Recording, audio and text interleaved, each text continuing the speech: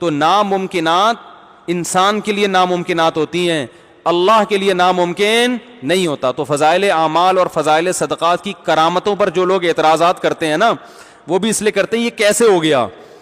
تو وہ کیسے اس لیے کہ وہ یہ سمجھ رہے ہوتے ہیں یہ بزرگ کا اپنا عمل ہے. وہ بھائی اپنا عمل نہیں ہے, یہ کس کی قدرت ہے؟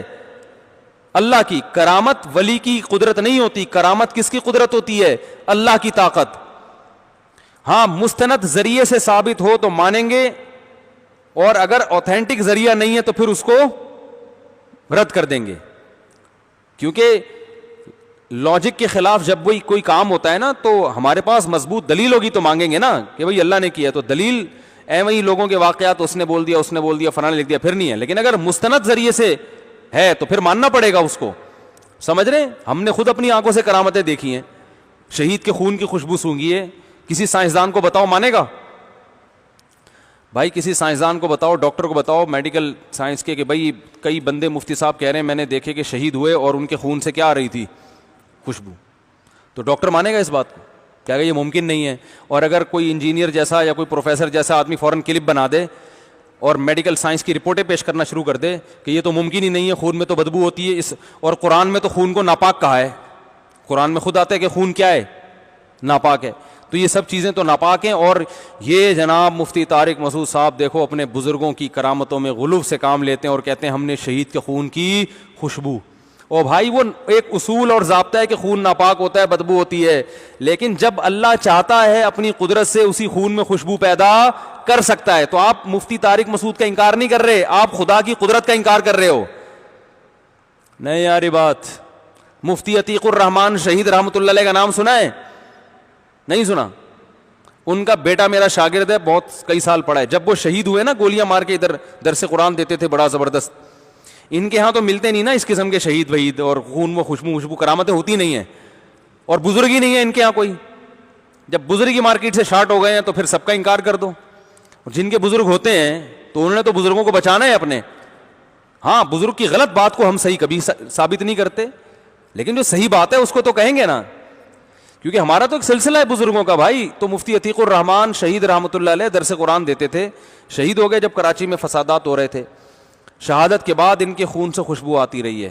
ان کو جب دفن کیا, وہاں بارشیں کراچی میں ہوئی تھی, آپ کو یاد ہوگا, تو پانی آ رہا تھا قبر میں, تو ان کی میت کو ان کے بیٹوں نے دوسری جگہ 6 مہینے بعد منتقل کیا ہے. تو جب قبر کھولی ہے جسم بھی سلامت تھا اور خون سے اسی طرح خوشبو آ رہی تھی جیسے دفن کے وقت آ رہی تھی. تو اب میڈیکل سائنس مانے گی اس کو؟ کہے گی بھائی باڈی کا محفوظ رہنا ممکن ہے ہی نہیں. تو کرامت اس شہید کی نہیں ہوتی, یہ کس کی ہوتی ہے؟ نسبت اس کی طرف ہوتی ہے, یہ اللہ کی. تو اللہ جیسے مردوں کے ہاتھ پہ کر دیتا ہے, زندوں پہ بھی کر دیتا ہے. تو اس لیے فضائل صدقات اور فضائل اعمال کے جو واقعات ہیں یہ اہل اللہ کی کرامتوں کے واقعات ہیں, اور کرامت میں نسبت اللہ کی طرف ہو تو کچھ بھی ہو سکتی ہے. اور یہ بھی اعتراض غلط ہے کہ صحابہ کے ہاتھ پہ تو ایسا ہوا نہیں, صحابہ نے تو یہ کیا نہیں, ان کے بزرگ نے کر لیا. تو کرامت یہ ممکن ہے کہ جو کم درجے کا ہو اس کے ہاتھ پہ ہو, اور جو بڑے درجے کا ہو اس کے ہاتھ پہ وہ کرامت نہ ہو. یہ قرآن سے ثابت ہے. سلیمان علیہ السلام نے کہا کہ کون ہے جو ملکہ سبا کا تخت اٹھا کے لے آئے گا یہاں پہ. سلیمان علیہ السلام خود تو لائے نہیں. قرآن کہہ رہے ایک بزرگ بیٹھے ہوئے تھے جن کو پاس زبور کا علم تھا, انہوں نے کہا پلک جھپکنے سے پہلے لے آؤں گا. یہ کہا اور حاضر. اب کوئی کہوا پیغمبر تو لائے نہیں, اور ان کے درباری جو ایک بیٹھے ہوئے تھے بزرگ تھے وہ لے آئے. تو یہ مجھ پہ اعتراض ہوگا یا قرآن پہ ہوگا؟ تو قرآن سے بھی پتہ چلتا ہے کہ ایک چیز پیغمبر کے ہاتھ پہ نہیں ہوتی, امتی کے ہاتھ پہ ہو جاتی ہے. یہ بھی پتہ چلتا ہے کہ کسی کم درجے کے ہاتھ پہ ہو سکتی ہے اور بڑے درجے والے کے ہاتھ پہ نہیں ہو. درجات کا مدار کرامتوں پہ نہیں ہے, درجات کا مدار اعمال پہ ہے. کسی صحابی کے ہاتھ پہ کرامت نہ بھی ہو اور ایک بزرگ ساری زندگی کرامتوں میں گزر جائے, پھر بھی وہ کسی صحابی کی خاک کے برابر بھی بولو بھائی نہیں ہو سکتا. معجزے تو زیادہ حضرت عیسیٰ کے ہیں, ہمارے نبی کے معجزے نہیں. اب دیکھو حضرت عیسیٰ کا مقام زیادہ بلند ہے یا ہمارے نبی کا؟ لیکن حضرت عیسیٰ مردوں کو زندہ کرتے تھے, ہمارے نبی نے تو نہیں کیا. اور یہی اعتراض تو یہودی کرتے تھے, عیسائی کرتے تھے.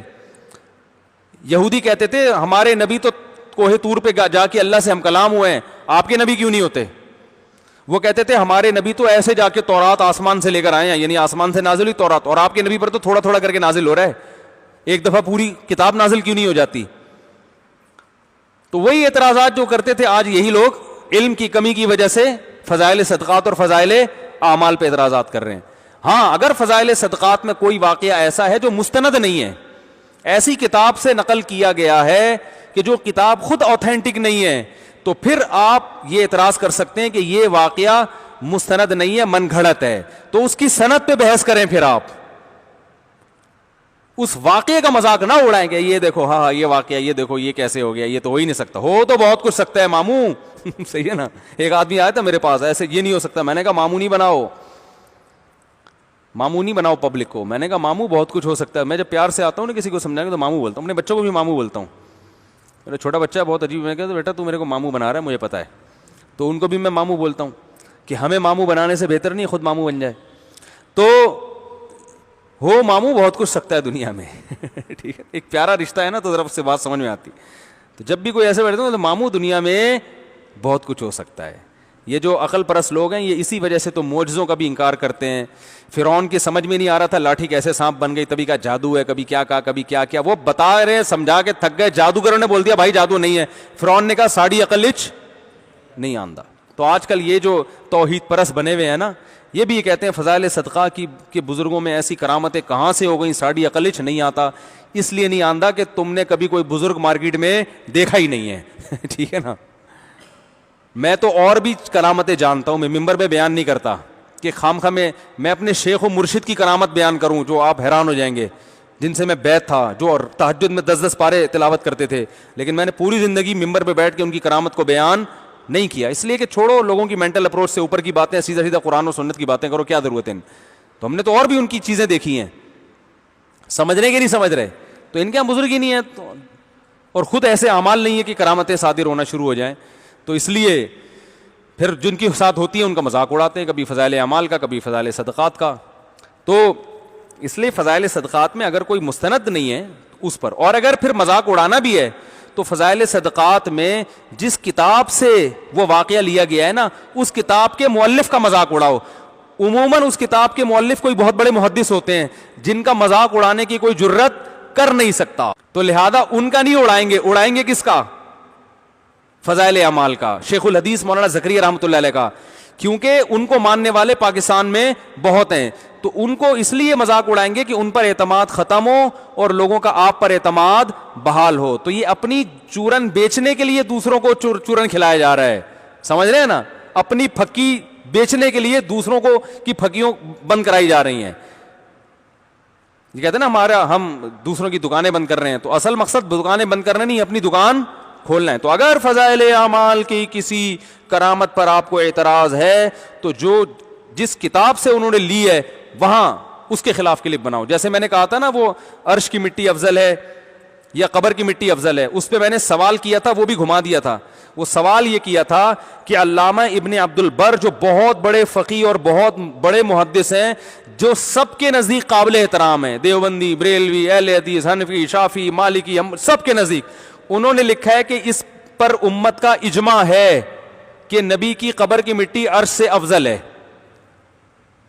قطع نظر اس سے کہ صحیح عقیدہ کیا ہے, غلط عقیدہ کیا, لیکن انہوں نے لکھا ہے کہ اس پر امت کا کیا ہے, اجماع ہے. ان کے خلاف کلپ کیوں نہیں بنا رہے آپ؟ ہے بھائی. اور یہی کسی دیوبندی عالم نے لکھ دیا تو فوراً کلپ آ گیا. اس کا مطلب کیا ہوا کہ آپ کو ایک خاص مسلک سے بیر ہے, آپ کا مقصد حق پرستی نہیں ہے, کیونکہ جس مسلک سے بیر ہے اس کے خلاف بنا رہے, جہاں سے لیا گیا ہے ان کے خلاف نہیں بنا رہے. ایک آدمی چرس بانٹ رہا ہے یہاں بیٹھ کے, آپ کو پتا ہے کہ وہ ٹرک کھڑا ہوا ہے, اصل تو وہ بانٹ رہا ہے وہاں سے, آپ اس چرسی کو پکڑ کے چترول لگا رہے ہو, کیوں بانٹ رہا ہے؟ وہ کہہ رہے ہیں مجھے تو وہ لاگے دے رہا ہے. ٹھیک ہے نا. آپ کہہ رہے ہیں وہ تو ہمارا بھائی ہے, وہ تو بہت بڑا محدث ہے, وہ تو بہت بڑے مفسر ہے, وہ تو قابل احترام ہے. اس کا مطلب آپ کو چرس سے نفرت نہیں ہے, آپ کو اس کا ذاتی کوئی پیسے ویسے اس نے لیے ہوئے آپ کے, یا اس کی وجہ سے آپ کی دکان چل نہیں پا رہی, تو اس وجہ سے آپ اس کو پیٹ رہے ہو پکڑ کے.